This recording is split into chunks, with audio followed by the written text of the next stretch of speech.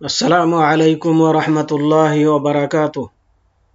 আলহামদুলিল্লাহি রাব্বিল আলামিন ওয়াসসালাতু ওয়াসসালামু আলা আশরাফিল আমবিয়াই ওয়াল মুরসালিন নবিয়িনা মুহাম্মদ ওয়া আলা আলিহি ওয়া আসহাবিহি আজমাইন। আম্মা বা'দ। সম্মানিত শ্রোতা মণ্ডলী, সম্মানিত ছাত্র ভাইরা, আমি এখন ক্লাস 2 এর তাওহীদের ক্লাস আরম্ভ করছি। বিষয় হচ্ছে আসমানি কিতাবসমূহের প্রতি ঈমান। আসুন আমরা এ সম্পর্কে অবগত হই যে আসমানি কিতাবসমূহের প্রতি কিভাবে ঈমান আনব বা কিভাবে বিশ্বাস রাখব। তো আল্লাহ রাব্বুল আলামিন আমাদেরকে তৌফিক দান করুন যাতে করে আমরা আসমানি কিতাবসমূহের প্রতি সঠিক ধারণা পোষণ করতে পারি এবং সঠিক পথ অবলম্বন করতে পারি। তো আসমানি কিতাবসমূহের প্রতি ঈমান বলতে আসমানি কিতাবসমূহের প্রতি এ দৃঢ় বিশ্বাস রাখা যে আল্লাহ তাআলা তার নবী ও রাসূলদের প্রতি অসংখ্য কিতাব অবতীর্ণ করেছেন, আর কোরআনের প্রতি এ বিশ্বাস রাখা যে কোরআন অবতীর্ণের মাধ্যমে পূর্বের সমস্ত কিতাবের হুকুমকে মানসুখ বা রহিত করে দিয়েছেন, আর আল্লাহ পাক কোরআনের পূর্বের সমস্ত আসমানি কিতাবের গুণাগুণ ও বৈশিষ্ট্য রেখেছেন। আল্লাহ পাক এই কিতাবের দ্বারা বাস্তবে কথা বলেছেন। বইয়ের এখানে কিতাবসমূহ দ্বারা উদ্দেশ্য হল আল্লাহ পাক যে সমস্ত কিতাব তার রাসূলদের প্রতি বিশ্ব মানবতার হিদায়াত ও রহমত স্বরূপ অবতীর্ণ করেছেন, যাতে তারা এর মাধ্যমে দুনিয়া ও আখিরাতের সফলতা অর্জন করতে পারে। তো এটা হচ্ছে আসমানি কিতাব বলতে সেই সমস্ত কিতাবগুলোকে বোঝানো হয়েছে যেগুলো আল্লাহ রাব্বুল আলামিন যুগে যুগে কালে কালে মানুষের হেদায়েতের জন্য নবী রাসূলদের কাছে প্রেরণ করেছেন। তা আসমানি কিতাব সমূহের প্রতি ঈমান আনার অধীনে 4টি বিষয় অন্তর্ভুক্ত। তার মানে আসমানি কিতাব সমূহের প্রতি বিশ্বাস তখনই মানুষের ঠিক হবে যখন এই 4টি জিনিস বিশ্বাস করবে আসমানি কিতাব সমূহ সম্পর্কে। 1 নম্বরে হচ্ছে আসমানি কিতাবসমূহের প্রতি এর দৃঢ় বিশ্বাস রাখা যে এগুলি সত্যি আল্লাহর কাছ থেকে অবতীর্ণ। তার মানে যত কিতাব এসেছে আল্লাহ রাব্বুল আলামিনের পক্ষ থেকে, এই কিতাবগুলোর প্রতি আস্থা রাখতে হবে যেগুলো আল্লাহর পক্ষ থেকেই অবতীর্ণ হয়েছে, এগুলা অন্য কারো রচিত কিতাব নয়। 2, উক্ত কিতাবসমূহের মধ্যে যে সমস্ত কিতাবের নাম আমরা জানতে পেরেছি তার প্রতি বিশ্বাস রাখা। যেমন কোরআন মুহাম্মদ সাল্লাল্লাহু আলাইহি ওয়াসাল্লামের প্রতি অবতীর্ণ হয়েছিল, তাওরাত মুসা আলাইহিস সালাতু ওয়াস সালামের প্রতি, ইনজিল ঈসা আলাইহিস সালামের প্রতি অবতীর্ণ করা হয়েছিল, আর দাউদ আলাইহিস সালামকে দেওয়া হয়েছিল জাবুর। এবং যে সমস্ত কিতাবের নাম আমরা অবগত নই সেগুলির প্রতি মোটের ওপর সাধারণভাবে বিশ্বাস রাখব।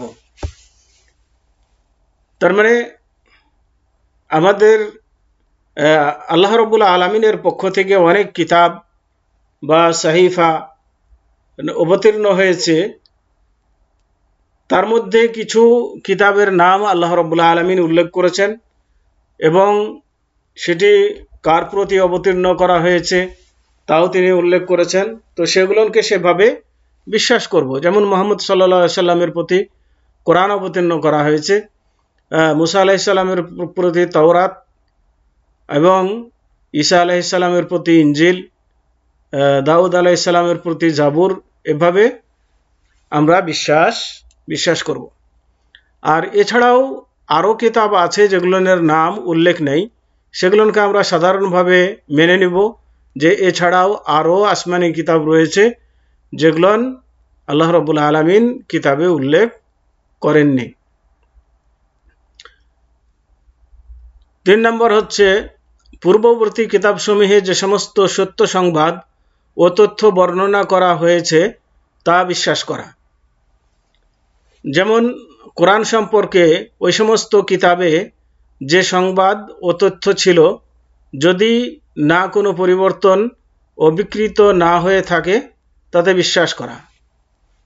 তার মানে আগের কিতাবে যে সমস্ত তথ্য দেওয়া হয়েছে, সত্য তথ্য, সে তথ্যগুলোকে বিশ্বাস করা। যেমন আগের কিতাবগুলোতে ভবিষ্যৎবাণী করা হয়েছে, সেগুলো সত্য হিসাবে বিশ্বাস করা।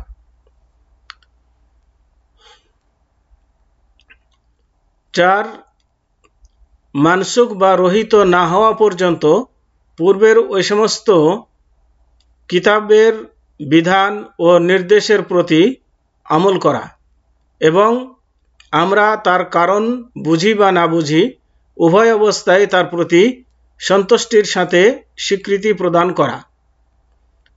তার মানে আগের কিতাবে যে সমস্ত বিধান ছিল, সেই বিধানগুলো যদি কোরআন রহিত করে না দেয়, সেগুলোকে যদি সমর্থন করে, তাহলে সেগুলোকে বিশ্বাস করা এবং সেগুলোর প্রতি আমল করা, স্বীকৃতি দেওয়া। পবিত্র কোরআন মাজিদ অবতীর্ণ হওয়ার পর পূর্বের সমস্ত কিতাবের হুকুম মানসুখ বা রহিত হয়ে গেছে, এটাও আমাদেরকে বিশ্বাস করতে হবে যে কোরআনের মাধ্যমে আল্লাহ রাব্বুল আলামিন আগের সমস্ত কিতাবের হুকুম বা বিধানকে রহিত করে দিয়েছেন। তো যেগুলো রহিত করা হয়নি সেগুলোকে শুধু বিশ্বাস করতে হবে, মানতে হবে, বাকিগুলোকে মানতে হবে না, শুধু কোরআনের উপরে আমল করতে হবে। তো আল্লাহ পাক ইরশাদ করেন, ওয়া আনজালনা ইলাইকাল কিতাবা বিল হাক্কি মুসাদ্দিকাল লিমা বাইনা ইয়াদাইহি মিনাল কিতাবি ওয়া মুহাইমিনান আলাইহি ফাহকুম বাইনাহুম বিমা আনজালাল্লাহ ওয়া লা তাত্তাবি আহওয়াআহুম আম্মা জাআকা মিনাল হক। অর্থাৎ, হে রাসূল, তোমার প্রতি সত্যসহ কিতাব অবতীর্ণ করেছি, এর পূর্বে অবতীর্ণ কিতাবসমূহের সমর্থক ও সংরক্ষক রূপে।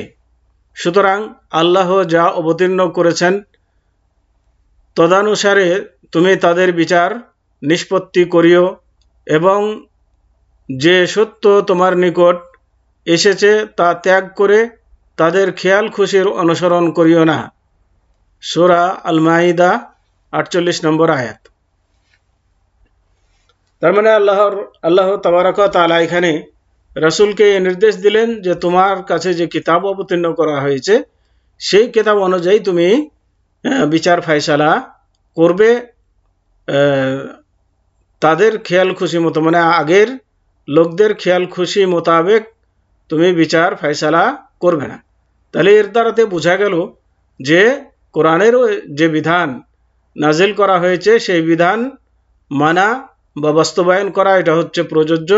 আগের কিতাব মানা বা বাস্তবায়ন করা প্রযোজ্য নয়, কেননা সেগুলো আল্লাহ রাব্বুল আলামিনের পক্ষ থেকেই এসেছিল এবং আল্লাহ রাব্বুল আলামিনই সেগুলোকে রহিত করেছেন, এবং আমাদের জন্য যেটি যুগ উপযোগী বা আমাদের জন্য যেটি যে বিধান প্রযোজ্য, এ ধরনেরই বিধান আল্লাহ রাব্বুল আলামিন নির্বাচন করেছেন। সেই হিসাবে আমাদেরকে এই বিধান মেনে চলতে হবে যা কোরআনে রয়েছে, যা মুহাম্মদ সাল্লাল্লাহু আলাইহি ওয়াসাল্লামের কাছে এসেছে। এবং এই দলিলের উপর ভিত্তি করে পূর্ববর্তী আসমানি কিতাবসমূহের কোনো বিধানাবলীর উপর আমল করা জায়েজ নেই। আগের কিতাবগুলোতে যে ধরনের যতই ভালো আমল থাকুক না কেন বা যতই ন্যায় বিচার থাকুক না কেন, সেগুলো বাস্তবায়ন করা বা মান্য করা এগুলো আমাদের জন্য জরুরি নয়, যেহেতু কোরআনের দ্বারাতে সেগুলোকে রহিত করে দেওয়া হয়েছে। কাজে সেগুলো মানতে হবে না। শুধুমাত্র যেগুলোকে কোরআন সমর্থন করেছে, সেগুলো কোরআন সমর্থন করার কারণে সেগুলো মানা যেতে পারে। তবে তার মধ্যে যা সত্য বলে প্রমাণিত এবং কোরআন দ্বারা অনুমোদিত তা ব্যতীত।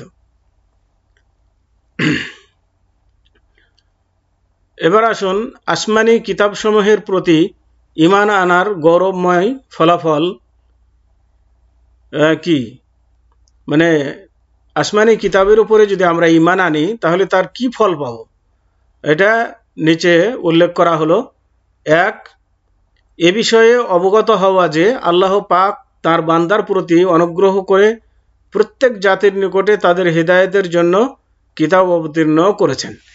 তার মানে এই ধারণা বা বিশ্বাস আমরা পাই যে আল্লাহ রাব্বুল আলামিন তার সৃষ্টির বা প্রত্যেক জাতির কাছে তাদের চলার পথ দেখিয়েছেন।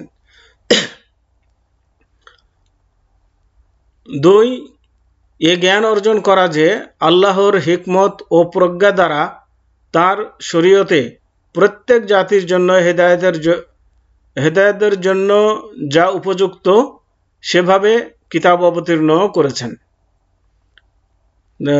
এখান থেকে আমরা এটাও বুঝতে পারি, মানে আসমানি কিতাবসমূহের প্রতি যদি আমরা ঈমান আনি তাহলে আমাদের এই জ্ঞান অর্জন হয় যে প্রত্যেক জাতির জন্য যে বিধান উপযুক্ত এমন বিধানই আল্লাহ রাব্বুল আলামিন অবতীর্ণ করে থাকেন।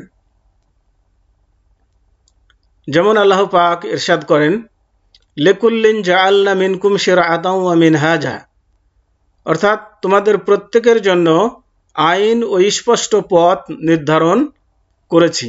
সূরা মাইদা 48 নম্বর আয়াত। 3, এর মধ্যে আল্লাহর নিয়ামতের শুকরিয়া জ্ঞাপন করা। তার মানে আল্লাহ রাব্বুল আলামিন যে এই কিতাব নাজিলের মাধ্যমে আমাদের প্রতি নিয়ামত দিয়েছেন, এই নিয়ামতের শুকরিয়া জ্ঞাপন করা যায়। তো আসুন আমরা যে জিনিসগুলো এখান থেকে অবগত হলাম এগুলো হচ্ছে আসমানি কিতাবসমূহের প্রতি বিশ্বাস স্থাপন কিভাবে করব সেটা সংক্ষিপ্ত আকারে আপনাদেরকে ধারণা দেওয়া হলো।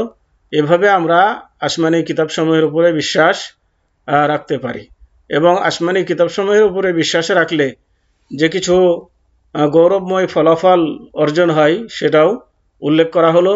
এই জিনিসগুলো আমরা যেন ভালোভাবে অধ্যয়ন করি, মনে রাখি এবং সেভাবে চলে নিজেকে ধন্য করি। আজকের মতো এখানেই শেষ করছি।